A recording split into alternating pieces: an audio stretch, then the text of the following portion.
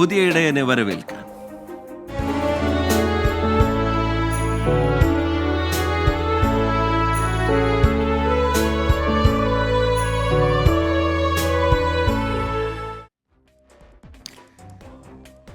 യാക്കോബായ സഭയുടെ പുതിയ കത്തോലിക്കയായി ജോസഫ് മാർ ഗ്രിഗോറിയോസിനെ ഇന്ന് വാഴിക്കും. ഇഗ്നാത്യോസ് അപ്രേം രണ്ടാമൻ പാത്രിയാർക്കീസ് ബാവ മുഖ്യ കാർമ്മികത്വം വഹിക്കും. ബെയ്റൂത്തിലെ പാത്രിയാർക്ക് അരമനയോട് ചേർന്നുള്ള സെന്റ് മേരീസ് കത്തീഡ്രൽ പള്ളിയിൽ ഇന്ത്യൻ സമയം രാത്രി 8:30-ക്കാണ് വാഴിക്കൽ ശുശ്രൂഷ. വിവിധ ക്രൈസ്തവ സഭകളുടെ അധ്യക്ഷന്മാരും മെത്രാപ്പൊലീത്തമാരും പങ്കെടുക്കും. കേന്ദ്ര സംസ്ഥാന സർക്കാരിന്റെ പ്രതിനിധി സംഘത്തെയും 700-ലധികം വരുന്ന വിശ്വാസി സമൂഹത്തെയും സാക്ഷിയാക്കിയാണ് ജോസഫ് മാർ ഗ്രിഗോറിയോസ് മെത്രാപ്പൊലീത്ത യാക്കോബായ സഭയുടെ അമരത്തേക്ക് വാഴിക്കപ്പെടുന്നത്. നാളെ നടക്കുന്ന ആഗമാന സുന്നഹദോസിൽ പാത്രിയാർക്കീസ് ബാവയും നവാഭിഷിക്തനാകുന്ന ബസേലിയോസ് ജോസഫ് ബാവയും പങ്കെടുക്കും. ഈ മാസം 30-ന് കേരളത്തിൽ തിരിച്ചെത്തുന്ന പുതിയ കാത്തോലിക്ക ബാവയ്ക്ക് യാക്കോബായ സഭയുടെ നേതൃത്വത്തിൽ വരവേൽപ്പ് നൽകും. ശേഷം സഭാസ്ഥാനമായ പുത്തൻകുരിശ് പാത്രിയാർക്ക സെൻട്രലിലാണ് സ്ഥാനാരോഹണം.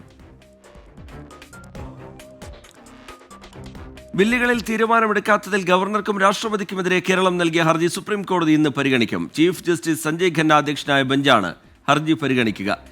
ഹർജിയിൽ മറുപടി സത്യവാങ്മൂലം നൽകാൻ കേന്ദ്ര സർക്കാരിന് കോടതി നേരത്തെ നോട്ടീസ് അയച്ചിരുന്നു. നിയമസഭ പാസാക്കിയ 4 ബില്ലുകൾ രാഷ്ട്രപതി തടഞ്ഞുവെച്ചത് ഭരണഘടനാ വിരുദ്ധമാണ് എന്നാണ് കേരളത്തിന്റെ വാദം. അനുമതി നിഷേധിച്ച ബില്ലുകളിൽ രാഷ്ട്രപതിയും ഗവർണറും രേഖപ്പെടുത്തിയത് എന്താണെന്ന് പരിശോധിക്കണമെന്നും ഹർജിയിൽ ആവശ്യപ്പെടുന്നു. കേരള സർക്കാരും ടി.പി. രാമകൃഷ്ണൻ എം.എൽ.എയുമാണ് ഹർജി നൽകിയത്.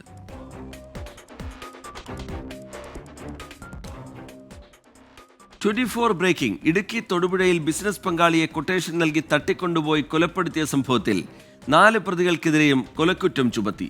മുഖ്യപ്രതി ജോമോനാണ് തട്ടിക്കൊണ്ടുപോകാൻ വാൻ ഓടിച്ചതെന്ന് പോലീസ് കണ്ടെത്തി.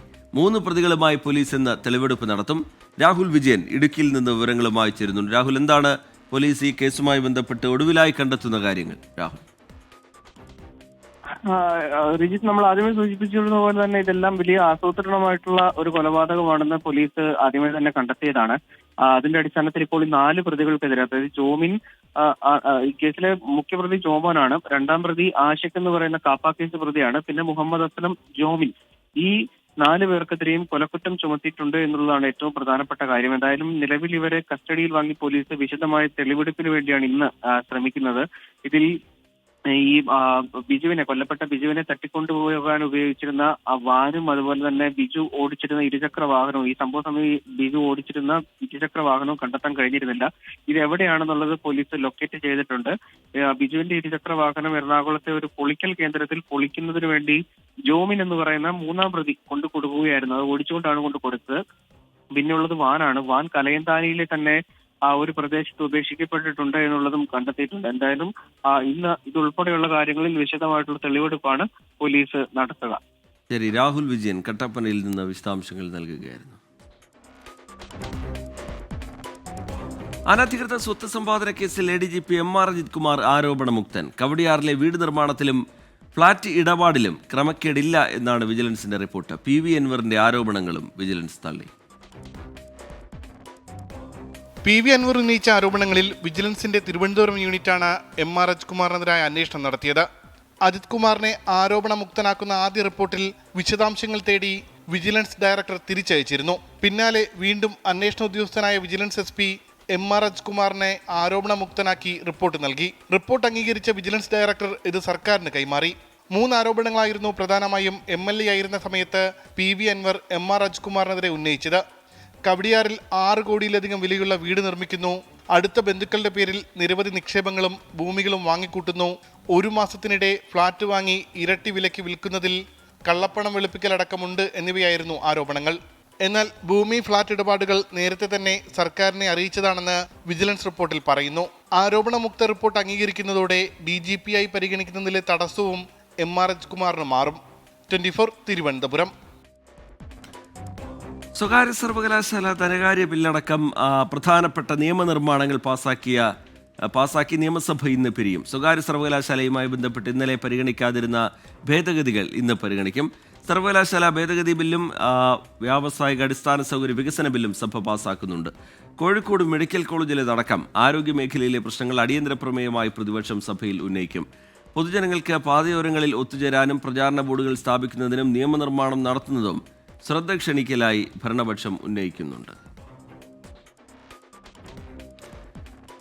കോഴിക്കോട് ബാലുശ്ശേരിയിൽ മകൻ അച്ഛനെ വെട്ടിക്കൊലപ്പെടുത്തിയ കേസിൽ ഇൻക്വസ്റ്റ് നടപടികൾ ഇന്ന് നടക്കും. ചാണറയിൽ അശോകനാണ് വെട്ടേറ്റു മരിച്ചത്. സംഭവത്തിൽ മകൻ സുധീഷിനെ പോലീസ് പിടികൂടിയിരുന്നു. ലഹരിക്കടിമയായ മകൻ സുധീഷ് മാനസിക വെല്ലുവിളി നേരിടുന്ന വ്യക്തിയാണെന്ന് പോലീസ് വ്യക്തമാക്കി. വീട്ടിൽ നിന്ന് സുധീഷ് അടക്ക എടുത്തുകൊണ്ടുപോയി വിറ്റിരുന്നു. ഇതേ ചൊല്ലിയുള്ള തർക്കമാകാം കൊലപാതകത്തിലേക്ക് നയിച്ചത് എന്നാണ് പോലീസിന്റെ പ്രാഥമിക നിഗമനം.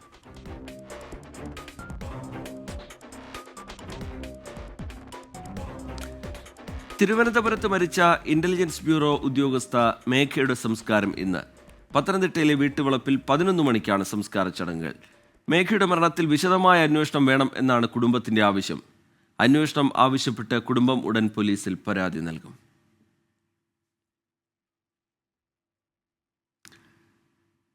യമനിലെ ഹൂതികളെ ആക്രമിക്കാനുള്ള അമേരിക്കയുടെ അതീവ രഹസ്യ സന്ദേശങ്ങൾ ചോർന്നു. ട്രംപ് ഭരണകൂടത്തിലെ ഉന്നതർ അടങ്ങിയ ഗ്രൂപ്പിൽ മാധ്യമപ്രവർത്തകനെ ഉൾപ്പെടുത്തിയതാണ് വിവരങ്ങൾ ചോരാൻ കാരണം. വിവരങ്ങളുമായി ന്യൂജേഴ്സിയിൽ നിന്ന് മധു കൊട്ടാരക്കര ചേരുന്നുണ്ട്. മധു കൊട്ടാരക്കര, ഈ വാർത്തയുടെ വിശദാംശങ്ങൾ എന്താണ്? Madhu Kottarakkara. Good morning Sreejith. US ഭരണകൂടത്തിലെ ഉന്നതർക്ക് വളരെ ഗുരുതരമായ ഒരു കയ്യബദ്ധം പറ്റിയിരിക്കുകയാണ്. യമനിലെ ഹൂതികൾക്കെതിരെയുള്ള സൈനിക നീക്കമൊക്കെ ചർച്ച ചെയ്തത് ഇപ്പോൾ ലീക്കായിരിക്കുകയാണ്. വളരെ രഹസ്യ സ്വഭാവമുള്ള ക്ലാസിഫൈഡ് വിവരങ്ങൾ ചർച്ച ചെയ്ത ഒരു ഗ്രൂപ്പിൽ അറിയാതെ ഒരു മാധ്യമ പ്രവർത്തകനെ ഇവർ ആഡ് ചെയ്തിരുന്നു. അത് ഈ ദ അറ്റ്ലാന്റിക് എന്ന് പറയുന്ന മാധ്യമ സ്ഥാപനത്തിലെ എഡിറ്റർ ഇൻ ചീഫായ ജെഫ്രി ഗോൾബർഗ് ആയിരുന്നു ഈ ഗ്രൂപ്പിന്റെ ഭാഗമായത്. ഹൂത്തി പീസ് സ്മോൾ ഗ്രൂപ്പ് എന്ന പേരിലുള്ള ഈ ഗ്രൂപ്പിൽ US ദേശീയ സുരക്ഷാ ഉപദേഷ്ടാവ് മൈക്ക് വാൾസ് ഈ ഹൂതികൾക്കെതിരെ നീങ്ങുവാൻ ഒരു ടൈഗർ ഗ്രൂപ്പ് US സൈന്യം ഉണ്ടാക്കുവാൻ നിർദ്ദേശിച്ചായിരുന്നു. അതേസമയം ഈ മാർച്ച് 15 മുതൽ നമുക്കറിയാം ചെങ്കടൽ ഭാഗത്ത് ഹൂതികൾക്കെതിരെ വളരെ ശക്തമായി നീങ്ങുവാൻ ഡൊണാൾഡ് ട്രംപിന്റെ നിർദ്ദേശമുണ്ടായിരുന്നു. ഇത് കൂടാതെ ഇവരെ പിന്തുണയ്ക്കുന്നതിൽ നിന്ന് പിന്മാറണമെന്ന് ഇറാന് ട്രംപിന്റെ മുന്നറിയിപ്പും ഒക്കെ ഉണ്ടായിരുന്നു. അമേരിക്കയുടെ ഈ സൈനിക നടപടി ആരംഭിക്കുന്നതിന്റെ തൊട്ടു മുമ്പ് ഇതിന്റെ വിശദാംശങ്ങൾ ഇപ്പോൾ വിവാദമായ ഈ സിഗ്നൽ ആപ്പിന്റെ ചാറ്റ് ഗ്രൂപ്പിൽ ഡിഫൻസ് സെക്രട്ടറി പീറ്റ് ഹെഗ്സത്ത് പങ്കുവെക്കുകയും ചെയ്തിരുന്നു. അതായത് അമേരിക്കയുടെ ലക്ഷ്യങ്ങളും ഉപയോഗിക്കുന്ന ആയുധങ്ങളും ആക്രമണത്തിന്റെ ഓരോ കാര്യങ്ങളും ഒക്കെ വിശദമായി കൊടുത്തിരുന്നു. തന്നെയുമല്ല ശ്രീജിത്ത്, ഇതിൽ vice president JD Vance, state secretary Marco Rubio, CIA director John, അതുപോലെ ഇന്റലിജൻസ് മേധാവി തുൾസി ഗബാർഡ്, സൂസി വൈൽസ് തുടങ്ങിയ ട്രംപ് ഭരണകൂടത്തിലെ ഉന്നതരെല്ലാം ഉണ്ടായിരുന്ന അതീവ രഹസ്യ ഗ്രൂപ്പായിരുന്നു ഇത്. ദേശീയ സുരക്ഷാ വീഴ്ചയും നിയമലംഘനവുമാണ് നടന്നതെന്ന് ഡെമോക്രാറ്റിക് പാർട്ടി ആരോപിച്ചു. തന്നെയുമല്ല US കോൺഗ്രസ് ഇത് സംബന്ധിച്ച് അന്വേഷിക്കണമെന്നും പാർട്ടി ആവശ്യപ്പെട്ടിട്ടുണ്ട്. ഇന്ന് മാധ്യമ പ്രവർത്തകരെ ഡൊണാൾഡ് ട്രംപ് വൈറ്റ് ഹൗസിൽ കാണുമ്പോൾ എന്നാൽ ഒരു കൃത്യമായ ഒരു ഉത്തരം നൽകാതെ ഒഴിഞ്ഞു മാറുകയായിരുന്നു ശ്രീജിത്ത്. ശരി, മധു കൊട്ടാരക്കര ന്യൂജേഴ്സിയിൽ നിന്ന് വിശദാംശങ്ങൾ പങ്കുവെക്കുകയായിരുന്നു. അക്രമത്തിനും ലഹരിക്കുമെതിരെ 24-ന്റെ ജനകീയ പ്രതിരോധ യാത്ര തുടരുന്നു. ജനഹൃദയങ്ങൾ കീഴടക്കിയ SKN40. VPS Lakeshore presents SKN40, presented by VPS Lakeshore, co-presented by Lulu Group India, Ujala Fabric Conditioner, co-powered by MyG Future, Xylem Learning App, Indian Institute of Commerce, Lakshya, celebrating partners, Joya Lucas, Jain deemed to be University Kochi, VKC Dibon, Swayamvara Silks, NIMS, a unit of NI Educational Trust, MGM Educational Institutions, Medimix, Benny's Royal Tours Private Limited, Rich Max Finvest, G-Tech Computer Education, Milma, New Rajasthan Marbles.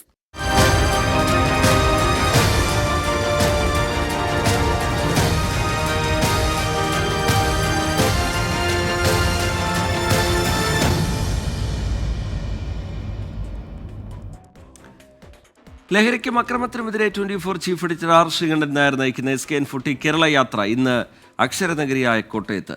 ഇന്നും നാളെയും ജില്ലയിലെ വിവിധ മേഖലകളിൽ SKN40 പര്യടനം നടത്തും. വൈക്കം സത്യാഗ്രഹത്തിന്റെ ശതാബ്ദി വർഷമായതിനാൽ വൈക്കത്ത് നിന്നാണ് ലഹരിക്കെതിരായ ജില്ലയിലെ പോരാട്ടവും തുടങ്ങുന്നത്.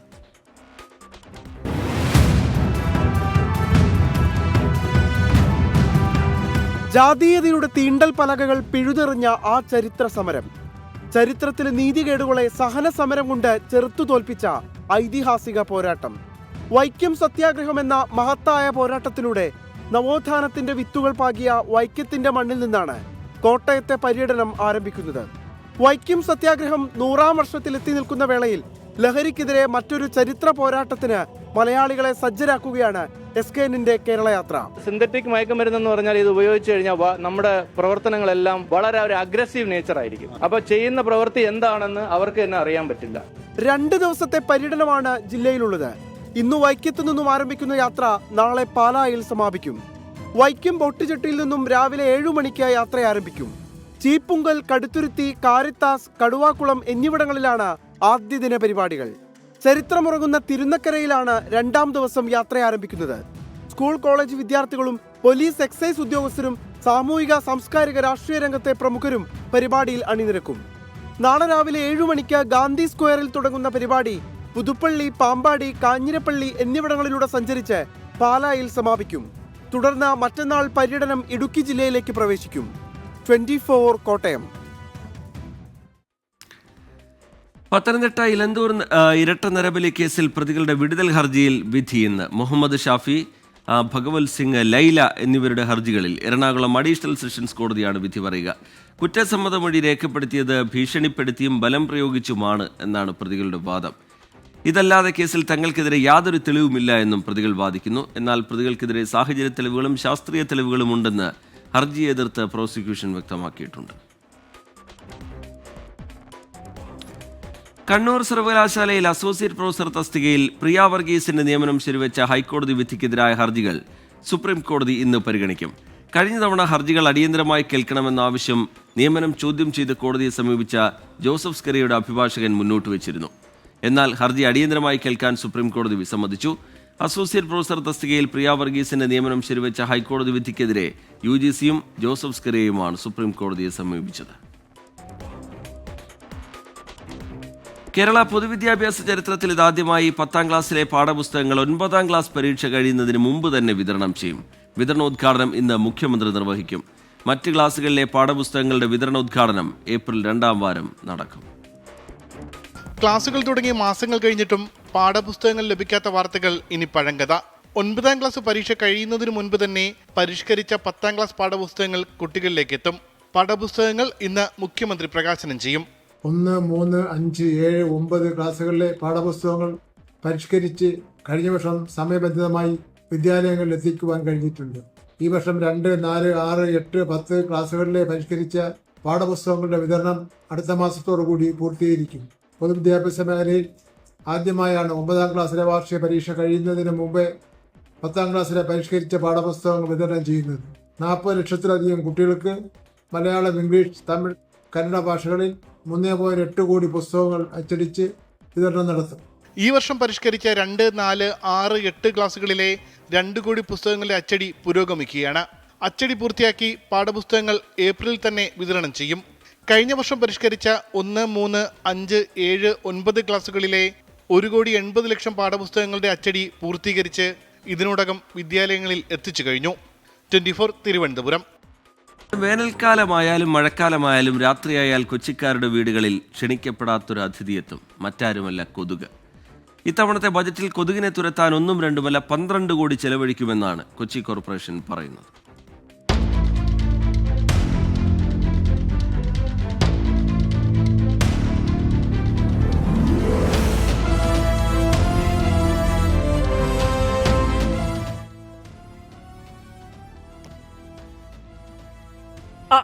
കൊതുകാണ്, വെറും കൊതുകല്ല, കോടികളുടെ മൂല്യമുള്ള സാക്ഷാൽ കൊച്ചിക്കാരൻ കൊതുക്. 2025-26 സാമ്പത്തിക വർഷത്തെ കൊച്ചി കോർപ്പറേഷന്റെ ബജറ്റ് പ്രസംഗത്തിൽ 12 കോടി രൂപയാണ് കൊതുക് നശീകരണത്തിനായി കണക്കാക്കിയിരിക്കുന്നത്. കൊതുക് കൊച്ചിക്കാർക്ക് പുതുമയല്ല. രാത്രിയിൽ കൊതുകുമായി ബാഡ്മിന്റൺ കളിക്കാത്ത വീടുകളും നഗരത്തിൽ ചുരുക്കം. കൊച്ചിയിലെ കൊതുക് എങ്ങനെയുണ്ട്? ഇപ്പോൾ കൊതുകുതിരി ഉള്ളതുകൊണ്ട് പിടിച്ചു നിൽക്കണം. അതൊക്കെ എന്ന് പറഞ്ഞാൽ ഡെയിലി നടക്കണ കാര്യം, കണ്ടമാനം പൈസ ചിലവാണ്. ഇതിനൊക്കെ പരിഹാരം ഉണ്ടാക്കുന്നില്ലല്ലോ. കൊതുകിനെ കൊല്ലുക എന്നുള്ള സംഭവമില്ല, കൊതുകിനെ ഓടിക്കുക എന്ന് മാത്രമേ ഉള്ളൂ. തിരുക്കൊച്ചി കാലം തൊട്ട് ബജറ്റുകളിൽ കൊതുകിനും ഒരിടം കിട്ടിയിട്ടുണ്ട്. ഇത്തവണയും അത് ആവർത്തിക്കുകയാണ് കോർപ്പറേഷനിൽ. ബജറ്റിൽ 12 കോടി രൂപ കൊതുക് നിർമ്മാർജ്ജനത്തിന് ചെലവഴിക്കുമെന്ന് പ്രഖ്യാപനം. 12 കോടി എന്ന് കേട്ടപ്പോൾ കൊച്ചിക്കാരുടെ പ്രതികരണം ഇങ്ങനെ: വരണമെങ്കിൽ വരട്ടെ, നല്ല കാര്യമല്ലേ, ജനങ്ങൾക്ക് ഉപകാരമുള്ള കാര്യമല്ലേ, വരട്ടെ. ഡിവിഷനിലേക്ക് വേണ്ടിയിട്ടാണ്, അല്ലാതെ ഇവിടെ മാത്രമായിട്ടാണ് അല്ലല്ല. പിന്നെ കാശ് ചിലവാക്കാൻ കോർപ്പറേഷന് എത്രയോ ബാധ്യതയുണ്ട്. അത് 12 കോടി ഉണ്ടാകത്തില്ല, 2 കോടി അങ്ങനെ ചിലവാക്കിയെങ്കിലായിരിക്കും, 10 കോടി വേസ്റ്റാവും. എത്ര കോടി കിട്ടിയാലും അതവർക്കുള്ളതാണ്. നമുക്ക് കൊതുകിനൊന്നുമില്ല, കുറച്ച് ചിലതൊക്കെ ചെയ്യുമായിരിക്കും. ഉപകാരപ്പെടുക 12 കോടി രൂപ ഉപകാരപ്പെടുമെന്ന് പറഞ്ഞാൽ ഉപകാരപ്പെടുന്ന കുഴപ്പമില്ല. ഇത് കൊതുക് ശല്യം കൊണ്ടിട്ട് ഉറങ്ങാൻ പറ്റില്ല, ഒന്നും ചെയ്യാനും പറ്റണില്ല. മാറ്റി വെച്ചിരിക്കുന്ന അവർക്ക് പങ്കിട്ടെടുക്കാനായിരിക്കും, അല്ലാതെ കൊതുകിനെ തുരത്താനാണ്. അശാസ്ത്രീയമായ സെപ്റ്റിക് ടാങ്കുകളാണ് ഭൂരിഭാഗം നഗരവാസികളും ഉപയോഗിക്കുന്നത്. ഇവയിൽ നിന്നുമുള്ള മലിനജലം ഒഴുകിയെത്തുന്നതാവട്ടെ കനാലിലേക്കും തോട്ടിലേക്കും. കായലിനോട് ചേർന്ന് നിൽക്കുന്ന കൊച്ചി നഗരത്തിൽ തോടുകളും കനാലുകളും ഒട്ടനവധിയാണ്. കറുത്തൊഴുകുന്ന ഈ മലിനമായ ചാലുകളിലേക്ക് നോക്കിയാൽ മതി കൊതുകിന്റെ ഉറവിടം നിങ്ങൾക്ക് കാണാനാകും. ബ്രഹ്മപുരത്ത് നടത്തിയ കർമ്മ പരിപാടികൾക്ക് ശേഷം കൊച്ചിയുടെ കൊതുക് ശല്യത്തിനെ ഫലപ്രദമായി നേരിടാൻ ഒരുങ്ങുകയാണെന്ന് കൊച്ചി മേയർ. നമ്മളിപ്പോൾ കഴിഞ്ഞ വർഷം ആണ് ഇപ്പോൾ ഈ 12 കോടിയിലേക്ക് എത്താനുള്ള ഒരു കാരണം. നമ്മളൊരു ലാബ് അവിടെ സെറ്റ് ചെയ്യണമെന്ന് തീരുമാനിച്ചിരുന്നു. അത് VCRC വെക്ടർ കൺട്രോൾ റിസർച്ച് സെന്ററിന്റെ ശുപാർശയായിരുന്നു. എൻഡമോളജിസ്റ്റുകളെ നിയമിക്കാൻ നമ്മൾ ആലോചിച്ചിരുന്നു. അപ്പൊ ഇത് പക്ഷെ കഴിഞ്ഞ വർഷം അത് നടന്നില്ല. ഇതെല്ലാം കൂടി കാൽക്കുലേറ്റ് ചെയ്തിട്ടാണ് കഴിഞ്ഞ വർഷം നമ്മൾ ഈ 12 കോടി, ഞാൻ പറഞ്ഞല്ലോ കഴിഞ്ഞ വർഷം ആണ് അത്തരം ഒരു വലിയ ഫിഗറിലേക്ക്, കുറച്ചും കൂടി വലിയ ഫിഗറിലേക്ക് വന്നത്. കൊതുക് നിവാരണത്തിനുള്ള ലാബ് സംവിധാനം, GIS സാങ്കേതികവിദ്യ, എല്ലാ മാസത്തിലും നഗരത്തിൽ ഡ്രൈ ആചരണം, പുതിയ ഉപകരണങ്ങൾ വാങ്ങൽ തുടങ്ങി നിരവധി പദ്ധതികളാണ് മുന്നിലുള്ളത്. സംസ്ഥാനത്തിന്റെ സാമ്പത്തിക നഗരമായ കൊച്ചിയുടെ സിരകളിലൂടെ കക്കൂസ് മാലിന്യം ഒഴുകുന്നതിനും അതിലൂടെ ഉണ്ടാകുന്ന കൊതുകുകൾക്കും ഫുൾ സ്റ്റോപ്പ് ഇടേണ്ട സമയം അതിക്രമിച്ചു. കൊച്ചിയിലെ പുത്തം പണക്കാരൻ കൊതുകുകളുടെ കടികൊള്ളാൻ ഭാഗ്യം കിട്ടിയ ക്യാമറമാൻ AS അഭിജിത്തിനൊപ്പം അമൽ സുരേന്ദ്രൻ, 24 കൊച്ചി. റമദാൻ വിശേഷം.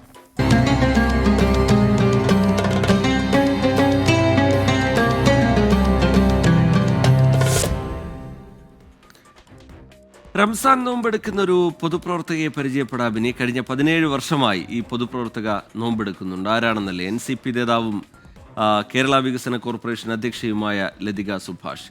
ഭർത്താവ് സുഭാഷിന്റെ പാത പിന്തുടർന്നായിരുന്നു ലതിക സുഭാഷ് നോമ്പെടുക്കാൻ തുടങ്ങിയത്. റംസാൻ നോമ്പ് മാത്രമല്ല, എല്ലാ മതങ്ങളുടെയും നോമ്പുകൾ ലതിക സുഭാഷ് എടുക്കാറുണ്ട്. നോമ്പെനിക്ക് അന്യമല്ല. 8 നോമ്പോ തിങ്കളാഴ്ച നോമ്പോ ഷഷ്ടിവ്രതമോ ഏകാദശിയോ ഏതായാലും ഇത് വേറിട്ട നോമ്പ് കാലം, ഓർമ്മിക്കാൻ ഒരു പട്ടിണിക്കാലം. സുഭാഷ് ചേട്ടൻ ഒരു ദിവസം വിളിച്ചു പറഞ്ഞു, ഞാൻ ഈ പ്രാവശ്യം മുതൽ റംസാൻ നോമ്പെടുക്കാൻ പോകും. ഞാൻ പറഞ്ഞു അതങ്ങനെ ശരിയാകുന്ന, ഞാൻ വല്ലപ്പോഴും വരും, ചേട്ടൻ വല്ലപ്പോഴും ഇങ്ങോട്ട് വരുമ്പോൾ ഒരാൾ കഴിച്ച് ഒരാൾ കഴിക്കാതെ ഇരിക്കുന്ന, അപ്പോൾ അങ്ങനെയാണ് ഞാനും എടുക്കുന്നത്.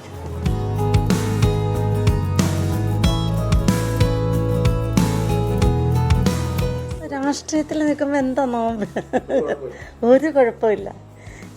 അതാണല്ലോ ഞാൻ, അതുകൊണ്ടായിരിക്കുമല്ലോ രാഷ്ട്രീയത്തിൽ അല്ല എൻ്റെ രാഷ്ട്രീയം ഇങ്ങനത്തെ രാഷ്ട്രീയമായി മാറുന്നത്.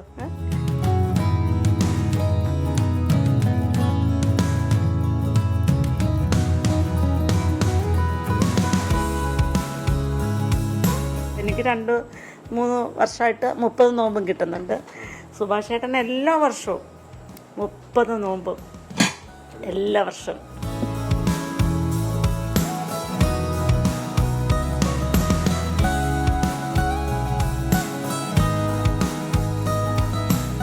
ലതിക തീരുമാനങ്ങൾ എടുത്താൽ അതിൽ നിന്ന് മാറാത്ത ഒരാളാണ്. അത് വളരെ ആലോചിച്ച് തീരുമാനമെടുത്ത് അത് പ്രവർത്തന ഭാഗത്ത് കൊണ്ടുവരുന്ന ഒരാളാണ്. ഞാൻ സ്ഥലത്തില്ലെങ്കിൽ സുഭാഷ് ചേട്ടനെ എവിടെന്നെങ്കിലും കേട്ടെങ്കിൽ വിളിച്ച് പറയും. അല്ലെങ്കിൽ ഞാൻ ഇവിടെ ആയിരിക്കുമ്പോൾ ഞാൻ സുഭാഷ് ചേട്ടനെ വിളിച്ച് പറയും.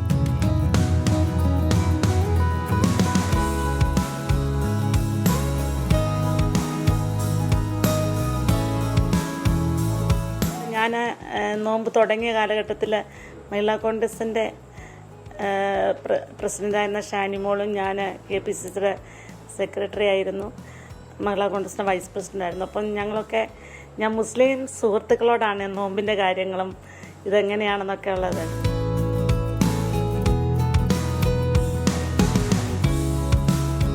കണ്ണിലേറിടും സ്നേഹാമൃതം പോലെ അന്യരും ഞാനും ഒന്നുപോലെന്നുമേ സ്നേഹമുള്ളവരായി വസിച്ചിടണം പ്രേമരൂപ ജഗദീശ. റമദാൻ കാലത്ത് ഏറെ പ്രിയമുള്ള കാസർഗോഡിന്റെ തളങ്കര തൊപ്പി ഓർമ്മയാകുന്നു. 2 നൂറ്റാണ്ട് മുമ്പാണ് തളങ്കരയിൽ തൊപ്പി നിർമ്മാണം ആരംഭിച്ചത്. എന്നാൽ അസംസ്കൃത വസ്തുക്കളുടെ ലഭ്യത കുറഞ്ഞതോടെ നിർമ്മാണത്തിൽ നിന്ന് പിന്മാറാനൊരുങ്ങുകയാണ് 4ാം തലമുറക്കാർ.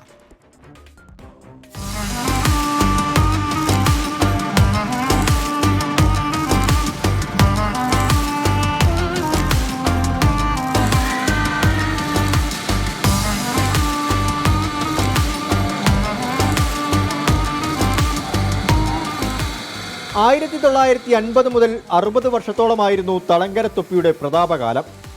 അക്കാലത്ത് 3ാം തലമുറക്കാരനായ അബൂബക്കർ മുസ്ലിയാരാണ് നിർമ്മാണത്തിന് നേതൃത്വം നൽകിയിരുന്നത്. വിദേശ രാജ്യങ്ങളിലടക്കം തൊപ്പിക്ക് പ്രചാരമേറി. അദ്ദേഹത്തിൻ്റെ മരണശേഷം സംരംഭം മക്കളേറ്റെടുത്തു. ഒരു കാലത്ത് തളങ്കരയിലെ മിക്ക കുടുംബങ്ങളുടെയും ഉപജീവനമാർഗമായിരുന്നു തൊപ്പി നിർമ്മാണം. ബാംഗ്ലൂർ, കണ്ണൂർ തുടങ്ങിയവിടങ്ങളിൽ നിന്നാണ് ഇതിനുള്ള പരുത്തി കൊണ്ടുവന്നിരുന്നത്. ചെന്നൈ, ബംഗളൂരു, ഹൈദരാബാദ്, ഡൽഹി തുടങ്ങിയ സ്ഥലങ്ങളായിരുന്നു ആദ്യകാല വിപണി. പിന്നീട് ഗൾഫിലേക്കും ഇതര രാജ്യങ്ങളിലേക്കും കച്ചവടം വ്യാപിച്ചു. തൊപ്പിയുടെ ഭംഗി കൊണ്ടുതന്നെ അന്താരാഷ്ട്ര വിപണിയിൽ തൊപ്പിക്ക് ആവശ്യക്കാരേറി. പിന്നീട് അസംസ്കൃത വസ്തുക്കളുടെ വില കൂടുതലും ആവശ്യക്കാരുടെ കുറവും കാരണം നിർമ്മാണം പതിയെ കുറഞ്ഞു. ഏകദേശം നമുക്ക് ടൈമിംഗ് തന്നെ 10-22 ദിവസമാണ് ഒരു തൊപ്പി മൊത്തം റെഡി ആയിട്ട് കിട്ടണമെങ്കിൽ. പിന്നെ ഏകദേശം 250 രൂപയോളം കോസ്റ്റ് വരും നമുക്ക് പണിയെടുക്കുമ്പോൾ സാധനത്തിന്. അതിപ്പോൾ ചെറിയ ശമ്പളമാണ് ആൾക്കാർക്ക് കിട്ടുന്നത്. ഓരോരോ ആൾക്ക് 7 ആൾ കൈമാറണമല്ലോ ഒരു തൊപ്പി റെഡിയാണെങ്കിൽ. 2018 സംസ്ഥാന പൈതൃക പട്ടികയിൽ തളങ്കര തൊപ്പിയെയും ഉൾപ്പെടുത്തിയതായി സർക്കാർ പ്രഖ്യാപിച്ചു. ഉദ്യോഗസ്ഥർ തളങ്കര തൊപ്പി പരിശോധിച്ച് ആവശ്യമായ സഹായങ്ങൾ വാഗ്ദാനം ചെയ്തു. തൊപ്പി നിർമ്മാണത്തിനാവശ്യമായ മെഷീൻ, ഷെഡ് തുടങ്ങിയവയും സാമ്പത്തിക സഹായവും പ്രഖ്യാപിച്ചു. പക്ഷേ പിന്നീട് ഇടപെടലുണ്ടായില്ല. സർക്കാരിൻ്റെ ഭാഗത്ത് നിന്ന് ആനുകൂല്യം കിട്ടണം നമുക്ക്, അന്നെങ്കിലും മുമ്പോട്ട് പോകാൻ പറ്റരുത്. പഴയ കാലത്തൊക്കെ നല്ല റേറ്റിനാണ് കൊടുത്തുകൊണ്ടിരുന്നത്. ഗൾഫ് കൺട്രിക്ക് അയക്കുന്ന സമയത്ത് നല്ല വിലക്കാണ് സാധനം കൊടുത്തുകൊണ്ടിരുന്നത്. പിന്നെ ചൈനൻ്റെ കുറേ തൊപ്പിയൊക്കെ ഇറങ്ങിയ ശേഷം നമ്മളെ വിപണി കുറച്ച് ബൈലോട്ടായി. കാസർഗോഡ് നഗരസഭ തൊപ്പിയുടെ വ്യാപനത്തിന് കുടിൽ വ്യവസായം എന്ന രൂപത്തിൽ 2018 വനിതകൾക്ക് പരിശീലനം നൽകി. തളങ്കര സ്വദേശി അക്കിച്ചയാണ് ഇതിന് നേതൃത്വം നൽകിയത്. ആവശ്യമായ അസംസ്കൃത വസ്തുക്കൾ ലഭിക്കാതെ വന്നപ്പോൾ അതും മുടങ്ങി. റമദാൻ കാലത്ത് ഏറെ ആവശ്യക്കാരുള്ള തളങ്കര തൊപ്പി നിർമ്മാണത്തിന് സർക്കാർ ഇടപെടലുണ്ടാകണമെന്നാണ് ഇവരുടെ ആവശ്യം. 24 കാസർഗോഡ്. ഈ റിപ്പോർട്ടോടെ മോർണിംഗ് ന്യൂസിന്റെ സമയം ഇവിടെ പൂർത്തിയാവുകയാണ്.